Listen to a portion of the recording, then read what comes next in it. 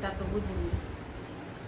আমাদের পাশের দেশের মানুষ বন্যায় ভাসতে আছে, আর আমরা কত কষ্টে তাদের দেখতে আছি। যাই হোক, এখন 3টা বাজে, এত কষ্ট লাগে দেখে। আজকে খাওয়া দাওয়া কিছুই নাই।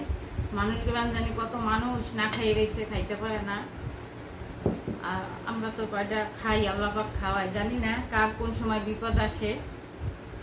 তো আজকে রান্না রাত্রে এই করছিলাম, গ্যাস থাকে না দেখে রাত 12টার সময় রান্না করে রাখছি, এই জন্য সারাদিনে রান্না করা লাগে না। চিংড়ি মাছ দিয়ে বটবুটি ভাজি করছি, আর মুরগির মাংস রান্না করছি আলু পেঁপে দিয়ে, সাথে শুকনো মরিচ পাতুরি ভাজে নিচ্ছি, শসা কাটতে নিচ্ছি। আর আজকে আমাদের দুপুরে খাবার এইটাই। যাই হোক, সবাই খাইছেন কিনা জানি না।